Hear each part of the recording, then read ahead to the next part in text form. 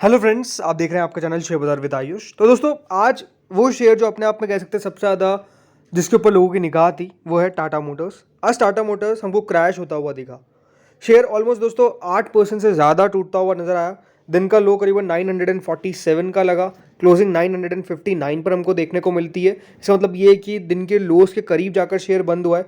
Open 1005 पर हुआ, high लगा 1008 का, 1046 का प्रीवियस क्लोज था। तो आज का दिन हम कह सकते हैं जितना बुरा हो सकता था उतना बुरा टाटा मोटर्स का हमको देखने को मिला। एक दिन में शेयर ऑलमोस्ट 100 पॉइंट्स के लगभग दोस्तों अपनी बढ़त गंवाता हुआ नजर आया।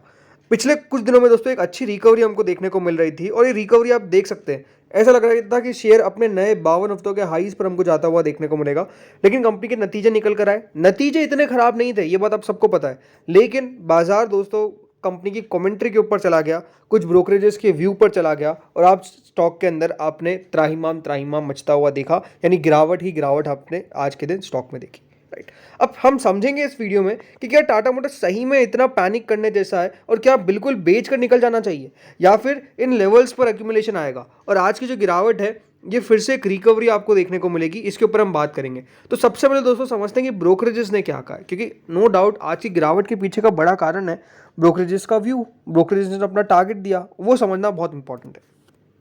तो ये आप देख सकते हैं Tata Motors share fall 9% on downgrades after Q4 results, should we buy sell और होल्ड। सो देखिए सबसे इंपॉर्टेंट बात, तीन जो बड़ी ग्लोबल ब्रोकरेजेस है, गोल्डमैन सैक्स, मॉर्गन स्टैनली और नोमुरा, इन तीनों की तरफ से दोस्तों डाउनग्रेड हमको देखने को मिला। वहीं सिटी ने दोस्तों अपनी रेटिंग ही सस्पेंड कर दी टाटा मोटर्स के ऊपर। उन्होंने माना है कि जो कंपनी का आउटलुक है वो काफ़ी वीकर है फॉर FY25। अब क्या कहा क्या है, सबसे इंपॉर्टेंट बात तो यही है। तो डाउनग्रेड जब दोस्तों यहाँ पे टाटा मोटर्स को किया गया नोमरा के द्वारा, तो उन्होंने न्यूट्रल से बाय रेटिंग से न्यूट्रल रेटिंग पर लेकर आ गए। उन्होंने कहा कि JLR को डिमांड रिस्क देखने को मिल सकती है, ग्रोथ जो कमर्शियल व्हीकल के अंदर है वो भी मॉडरेट है। कंपनी ने जरूर अपनी टारगेट प्राइस को इंक्रीज किया है to ₹1141 from 1057, citing steady performance and fair value. यानी जो टारगेट प्राइस है उसको इंक्रीज किया है, बट स्टिल यहाँ पर जो उनका मानना है कि डिमांड जो है वो इतनी देखने को नहीं मिल सकती है और वहाँ पर रिस्क है। कमर्शियल व्हीकल्स के अंदर ग्रोथ जो है वो मॉडरेट रहेगी। इसी के कारण उन्होंने टारगेट तो बढ़ाया 1057 से 1141 का, बट कंपनी का मानना यही है कि यहाँ पर कंपनी को डाउनग्रेड किया गया और डेफिनेटली दोस्तों यहाँ पर न्यूट्रल कर दिया गया फ्रॉम बाय। मॉर्गन स्टैनली यहाँ पे दोस्तों कहते हैं कि डाउनग्रेड उन्होंने भी किया टाटा मोटर्स को to equal weight from overweight. पहले ओवरवेट की रेटिंग थी, अब इक्वल वेट की दे दी गई है।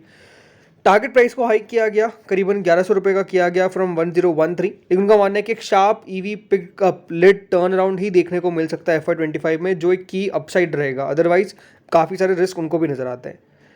तीसरी चीज़ दोस्तों यहाँ पे जो कही गई सिटी के द्वारा, उन्होंने अपनी यहाँ पर बेसिकली टाटा मोटर्स पे रेटिंग ही सस्पेंड कर दी। उन्होंने कहा कि जो कंपनी का आउटलुक है वो कॉशियसली ऑप्टिमिस्टिक है। उन्होंने कहा कि जो कंपनी है उसको काफ़ी सारे हेडविंड्स देखने को मिलेंगे। देखिए दो चीज़ें होती है, एक टेलविंड्स होते हैं और एक हेडविंड्स होते हैं। सो हेडविंड्स यानी थोड़ा सा यहाँ पर दिक्कतें फेस करनी पड़ेगी, इसीलिए कंपनी की परफॉर्मेंस को भी यहाँ पर हर्ट करेगा।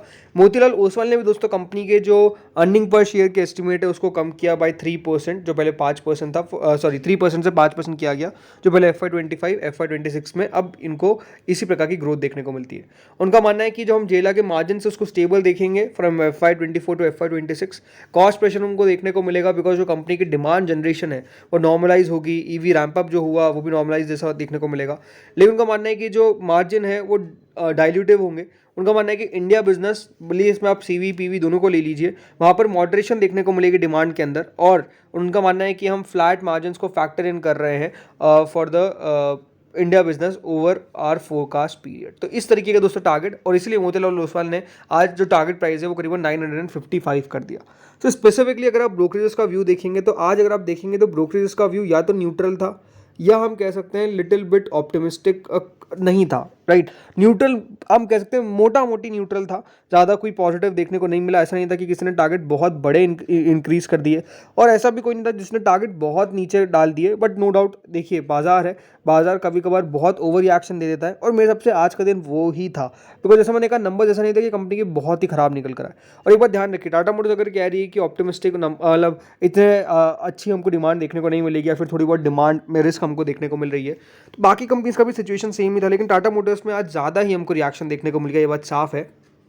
और अगर आप ब्रोकरेज फर्म देखेंगे जैसे यूबीएस, उन्होंने दोस्तों टाटा मोटर्स के जो नंबर्स को देखा, उन्होंने कहा कि underwhelming and as a result maintain its sell rating on the stock. It cited 3 reasons for sticking to its recommendation. पहले उन्होंने कहा जो मार्जिन रिस्क है जैगुआर लैंड रोवर के लिए वो एक वीकनिंग प्रोडक्ट मिक्स है। सेकंड उनका मानना है कि जो राइज हो रहा है लगातार from hybrid vehicle risk, right, जिस तरीके से देखिए काफ़ी कंपनीज जो है वो बेसिकली ईवी नहीं कर रही है, लेकिन वो ईवी को हटाकर हाइब्रिड के ऊपर फोकस कर रही है। तो हाइब्रिड उनका मानना है कि एक बड़ा चैलेंजर रहेगा, इसलिए उनको लगता है कि सेकंड रिस्क वहाँ से मिलेगा, राइट, क्योंकि जो मार्केट शेयर है वे hybrids vehicles has resulted in no substantial market share gain from the passenger vehicles and electric vehicle business. And lastly UBS मानता है कि जो टाटा मोटर्स का इंडिया कमर्शियल बिजनेस है वो रिमेन होगा subdue in the near term. तो इसीलिए अगर आप सबका व्यू देखेंगे तो क्या है, मॉर्गन स्टैनली का 1100 का टारगेट है, गोल्डमैन सैक्स का 1040 का टारगेट है, नोमुरा का 1140 का टारगेट है, जेफरीज ने अपना जो टारगेट है वो 1520 पहले दिया था, उसको 1250 कर दिया, और सीएलएस ने अक्यूमुलेट का रेटिंग दिया करीबन 1181 का। सो अगर आप देखेंगे तो देखिए इक्वल वेट कर दिया है Morgan Stanley from overweight, neutral कर दिया है गोल्डमैन सैक्स ने, नोमुरा ने भी न्यूट्रल कर दिया, इन दोनों ने बाय से। तो रेटिंग घटती हुई नजर आई है, जो अपने आप में थोड़ी सी चिंता वाली बात है। लेकिन अब क्वेश्चन क्या निकल कर आता है, क्या कंपनी सही में बहुत खराब कर रही है? क्या देखिए कुछ नहीं कर रही है, कंपनी के नतीजे अच्छे निकल कर आए, कंपनी के नतीजे बढ़िया थे। बस जो दिक्कत थी वो क्या थी, वो यही थी, देखिए मैनेजमेंट कोई शेयर होल्डर्स को धोखे में रखना नहीं चाहता है, इसलिए मैनेजमेंट ने पहले बता दिया, हम कह सकते हैं कि जो डिमांड है आने वाले समय के अंदर वो उतनी ज़्यादा अच्छी देखने को नहीं मिलेगी जितना प्रीवियस ईयर हमको जाता हुआ निकला है, राइट। तो ये व्यू उनकी तरफ से आता हुआ नजर है। लेकिन अगर आप कंपनी की परफॉर्मेंस देखेंगे तो लगातार देखिए ग्रोथ हमको अच्छी देखने को मिल रही है, कोई प्रॉब्लम एज सच देखने को मुझे अभी तक नहीं दिखी। आज जरूर गिरता हुआ नजर आया, मेरे हिसाब से आज किसी ने भी नहीं सोचा होगा जितना शेयर में गिरावट हमको देखने को मिला है, कोई सोच नहीं सकता है। 960 रुपये पे आ चुका है। अब देखिए 10.9 की इसकी स्टॉक की प्राइस टू अर्निंग है। कंपनी का रिटर्न ऑन कैपिटल एम्प्लॉयड आप देखिए करीबन 20% का, रिटर्न ऑन इक्विटी 49.4% का। नो डाउट देखिए उसके अंदर कंपनी का जो रिटर्न ऑन इक्विटी है वो बढ़ने का पीछे का रीजन है कंपनी के मुनाफे में बड़ा ग्रोथ देखने को मिला। बट ओवरऑल जो मैंने कहा ऐसा कुछ खास प्रॉब्लम कंपनी के ऊपर नजर नहीं आती है। अब थोड़ा टेक्निकली स्टॉक का समझते हैं।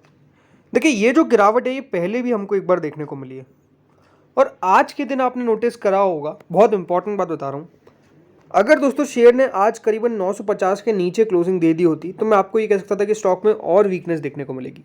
लेकिन 950 के बिलो शेयर नहीं गया मतलब, लेकिन क्लोजिंग नहीं आई।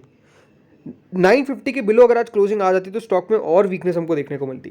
बड़ी बात ध्यान रखिएगा, 950 ही वो लेवल है जहां से जो हमने हाल फिलहाल में गिरावट देखी थी, यहां पर आप देख सकते हैं।